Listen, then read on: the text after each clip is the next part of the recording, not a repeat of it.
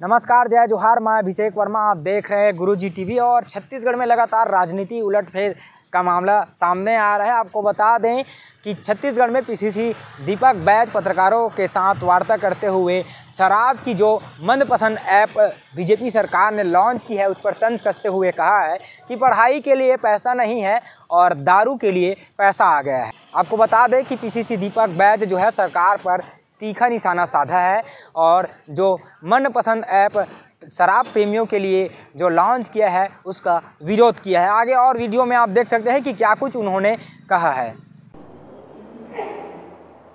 दक्षिण विधानसभा के तमाम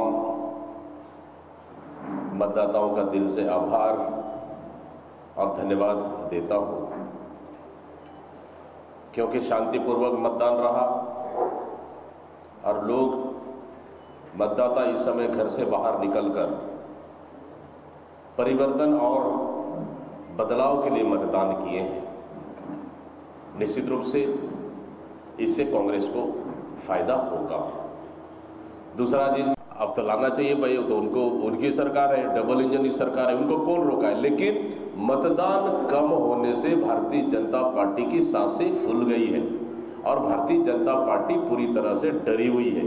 उनके नेता जो अपने आप को बड़ा 30 मार खा समझते थे, वो अपने आप को डरे हुए हैं और सहमे हुए हैं। निश्चित रूप से इस समय दक्षिण विधानसभा के जनता बदलाव के लिए वोट किए हैं और कहीं न कहीं इसका फायदा कांग्रेस को होगा। जीत का दावा आप कर रहे हैं, कितना अंतर होगा? मैं कोई पंडित तो हूं नहीं, न कोई भविष्यवक्ता हूं कि हम इतने हजारों से जीतेंगे, लेकिन ये क्लियर साफ सुथरा है कि भारतीय जनता पार्टी का जो गढ़ था, जो विभिन्न उनके बूथ से लेकर वार्ड, वो पूरी तरह से खत्म हो चुका है। लेकिन स्पष्ट रूप से पूरी दोनों कांग्रेस मजबूती के साथ चुनाव लड़ी है, नेट टू नेट फाइट में लड़ी है, लेकिन जनता और मतदाताओं का रुझान वो कांग्रेस के पक्ष में था। इसलिए कम मतदान होना भारतीय जनता पार्टी को नुकसान है और इसमें सीधा कांग्रेस को फायदा हो रही है और बहुत से वार्डों में इस समय कांग्रेस लीड करेगी और इस समय कांग्रेस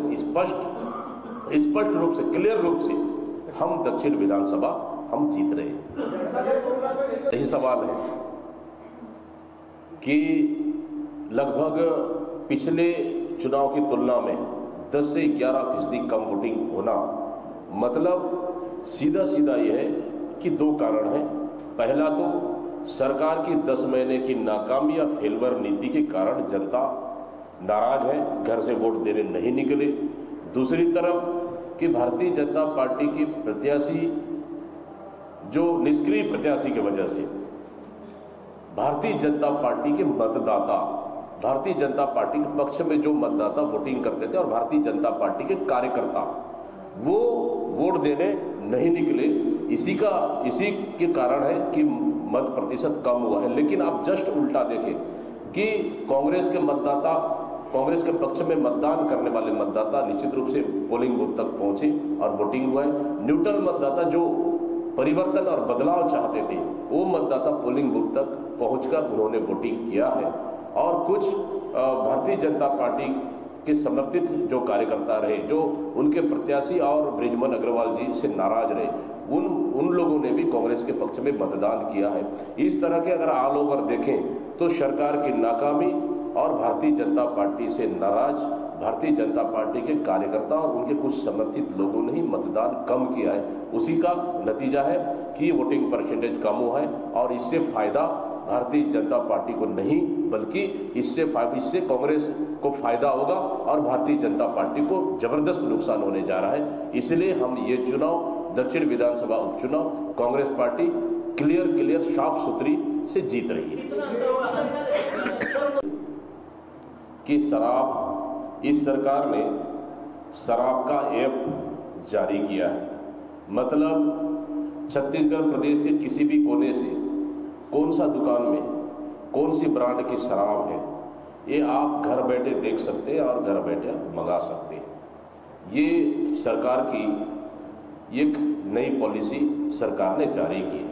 मैं इस सरकार से पूछना चाहता हूँ, एक तो स्कूलों में डस्टर तक नहीं है, चाक उपलब्ध नहीं है, कई स्कूलों में शिक्षक विहीन है और उसके बाद कई स्कूल कॉलेजों में फैकल्टी तक नहीं है।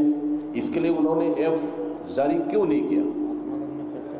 आत्मानंद में पूरी तरह से आत्मानंद चौपट हो चुकी है। जो छत्तीसगढ़ के गरीब बच्चों के लिए इंग्लिश पढ़ाई के लिए हमारी सरकार ने एक प्लान की थी, उसको इस सरकार ने पूरी तरह से चौपट कर दी है। तो इस तरह से एक शराब का ऐप बनाकर आखिर छत्तीसगढ़ की जनता को लूटने का काम इस सरकार कर रही है, पहला चीज। और दूसरा कि अभी तक इस सरकार ने शिक्षा मंत्री तक नहीं बना पाई और शिक्षा के क्षेत्र में इन्होंने कोई काम किया ही नहीं। तो शायद अगर शिक्षा के लिए भी अगर ऐप जारी करते तो मैं समझता हूँ बेहतर होता। तो इस सरकार ने रेस्टोरेंट से लेकर हर चीज तक शराब परोसने का काम कर रही है। गली मोहल्ले पान ठेला तक शराब पहुंचने का सरकार ने पूरी बंदोबस्त कर ली है।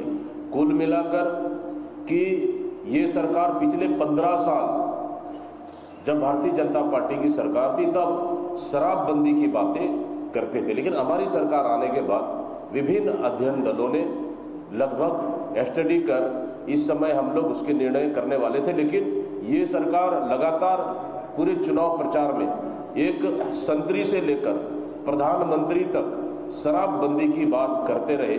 और अब रेस्टोरेंट, होटल, ढाबे और गली मोहल्ले पान ठेला दुकानों में शराब बिकने के लिए एक नया ऐप इन्होंने चालू किया है। मतलब आप सोच लीजिए कि सरकार पढ़ाई के क्षेत्र में, पूरी पढ़ाई के क्षेत्र में पूरी तरह से युवाओं का भविष्य खिलवाड़ कर रही है, और वहीं दूसरी तरफ छत्तीसगढ़ के युवा और यहाँ के लोगों को एक शराब के माध्यम से लूटने का काम कर रही है। और निश्चित रूप से कांग्रेस पार्टी इसका विरोध कर रही है। एक तो स्कूल संभल नहीं रहा है, दूसरा दारू दुकानें, शराब दुकानें खोलते जा रहे हैं। उसके बावजूद भी इस तरह की बयानें मैं समझता हूँ कि बेशर्मी की हदें पार हो गई है।